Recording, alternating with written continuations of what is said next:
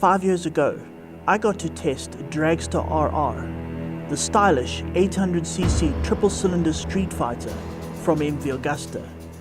Here is the footage. I mean, look at that idiot. Getting all excited, lying on the floor. What a moron.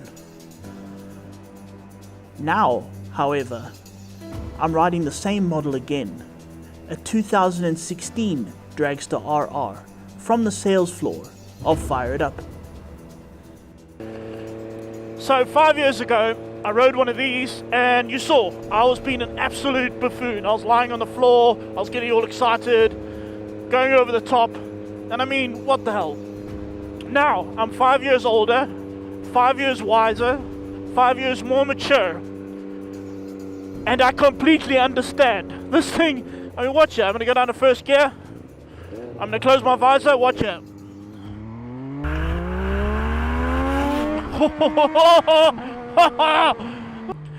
Did you feel that? Did you hear it? Well, you didn't feel it, but I mean, it has so much punch. How do they get that much punch out of an 800cc triple? I don't know. It feels like it's just coming on with 1,000,000 horsepower. It's not. I mean, it's making a lot, but not 1,000,000. And the way it's so light and so nimble and so everything, and that sound, and oh man, I feel 5 years younger.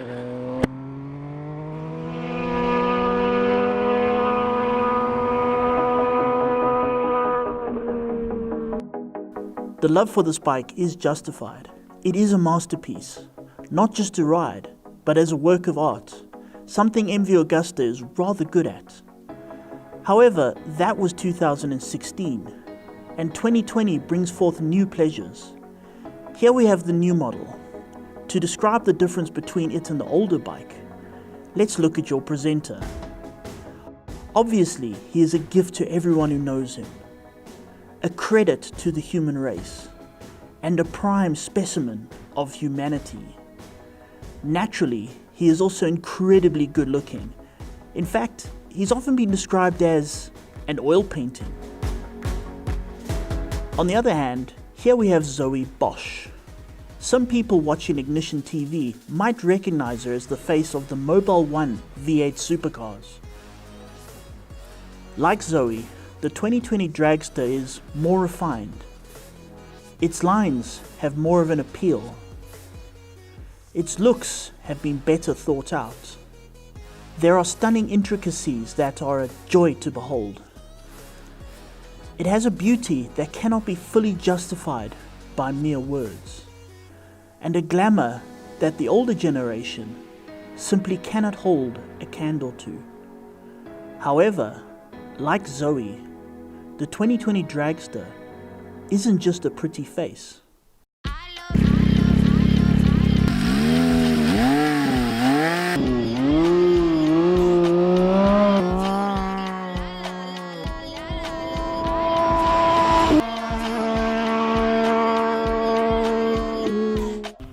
Some people are just annoyingly gifted, although the Dragster is a little less picky. Unlike Zoe, who keeps telling me what a great friend I am, and she loves me like a brother, I can actually take this thing on a date.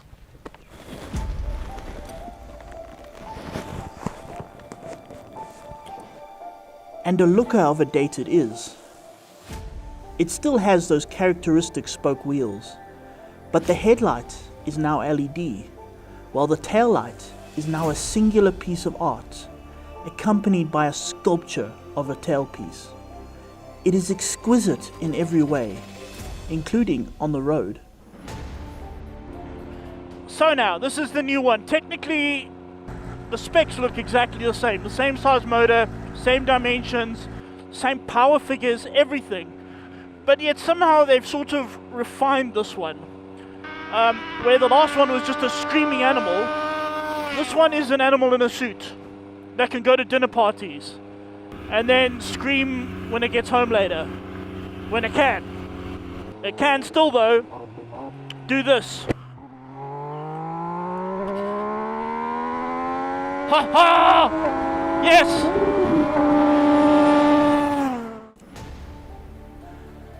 In Indeed, the performance figures are the same. The 800cc triple motor still pushes 140 horsepower and still has 87 Newton meters of torque. But there are some changes to the motor innards. The primary gears, valve guides and cam phasing have all been refined, with new fuel maps for a smoother delivery. But more so, there's a completely new gearbox and one of the most exciting two-way quick shifters ever made. That quick shifter, oh, that auto blip, oh man. Ah, I'll never grow tired of that.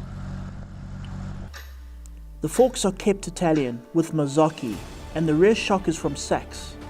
The brake calipers are from Brembo.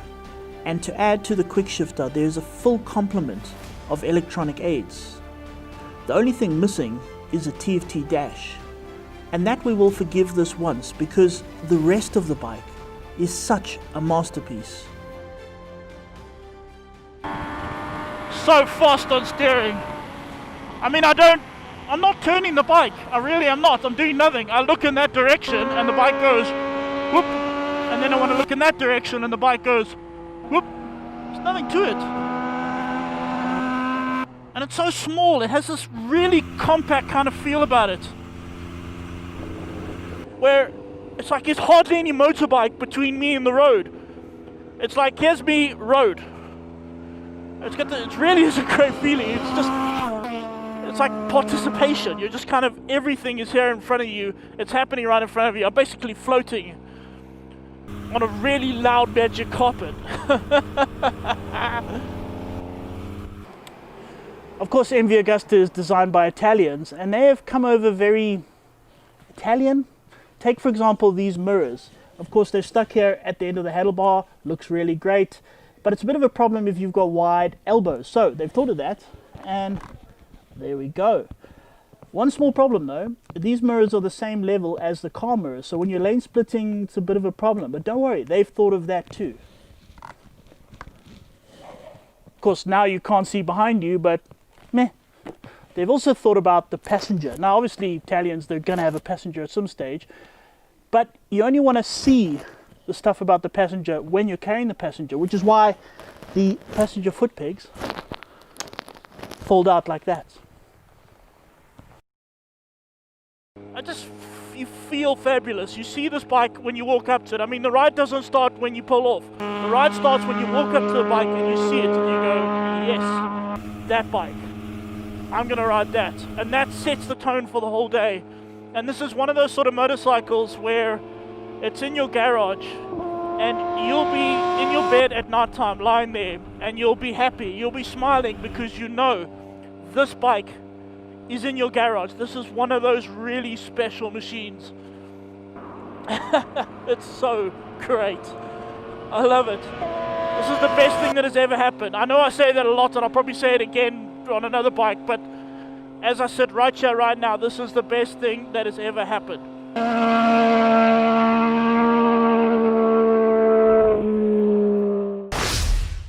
Don, there can't be many, if any, competitors for this bike. Yeah, we did the whole mid-range thing with the Z900 and all of that, but it's just not the same thing. I mean, it's a different league completely. It's something else. The one thing I will say though is you can tell it's a different league because the price sort of reflects that quite well. Yeah, okay, so previously we had the Z900. We said it was the best price, 155,000 Rand. From the rest, the other mid-range went up to about 180,000 Rand. This one, in standard trim, 299,000 Rand. The one we rode, it's got an SC exhaust, optional extra, and a few other little bits and pieces, 329,000 Rand. Okay, look, there's no beating around the bush. That is quite a lot of money. However, I can't think of another bike, mid-range or not, another naked bike that's as damned attractive and desirable and sounds as awesome as that does. I mean, thinking about it, Don, last week, was it, you had the H2, the ZH2, the naked Kawasaki, which, if my memory serves me, was about the same price. A similar sort of price. And I mean, okay, if you use your brain, it's it's just, well, it's a no-brainer actually. I mean, the ZH2, it's faster, it's probably got better performance in many ways. It's probably going to cost you less in the long run. It's a better parts, better resale value. So, I mean, it makes all the sense in the world, and yet I take the MV every single time over the ZH2.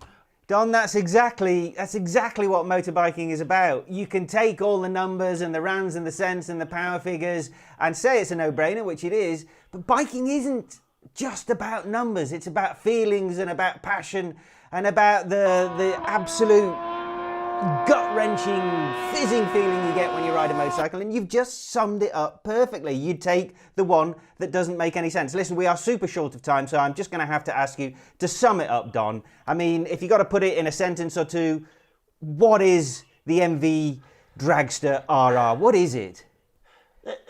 I'm not sure. It's like that girl in school that you like, that is just completely out of your league. You mean like Zoe then?